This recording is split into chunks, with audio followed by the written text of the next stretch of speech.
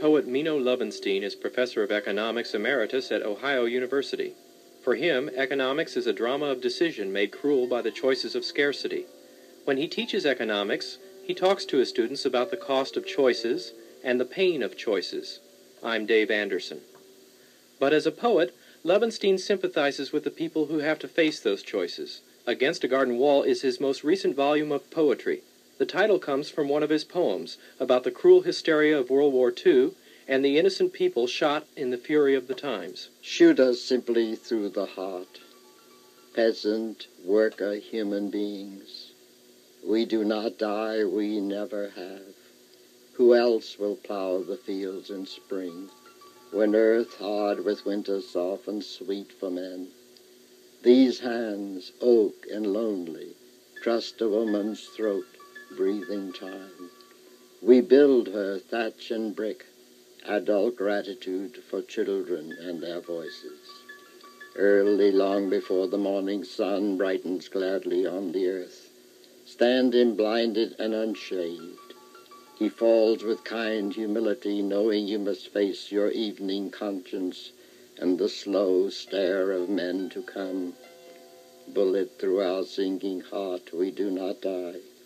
Who else will plow the fields in spring, build for children and a woman warm blood and living flesh for God's sweet unguent sun, and cool escape, early clean against a garden wall?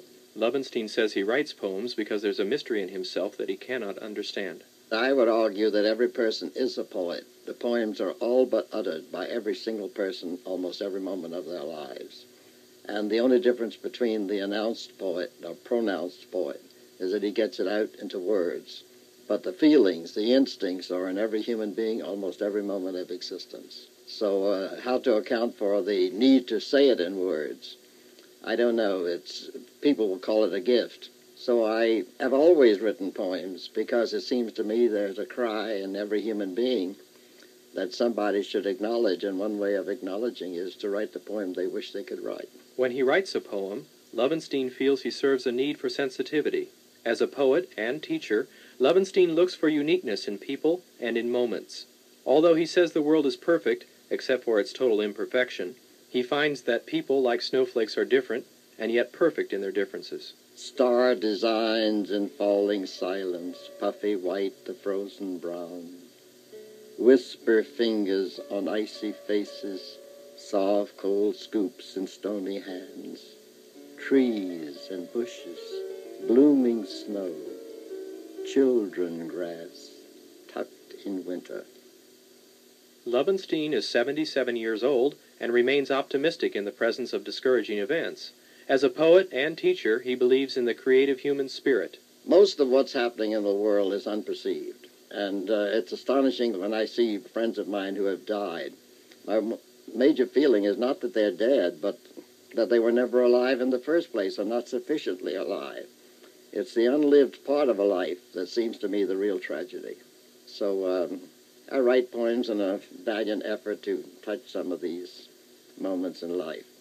And when I do, I must say I am blissfully happy, regardless of what the quality of the poem might be. I just feel utterly released. I say warm greetings to total strangers, and the gladness in my face invites a gladness in their face, and two live people have passed each other on the street when most of the time dead people pass each other. Meno Lovenstein is a poet, a teacher, and author of Against a Garden Wall. Once long ago, or now or never, time grew tired of happening.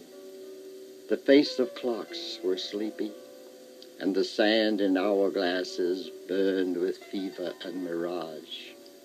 Birds were stilled in flight, and echoes waited in the air. Sun and moon were one at last. Flowers were always in bloom, and children, forever young.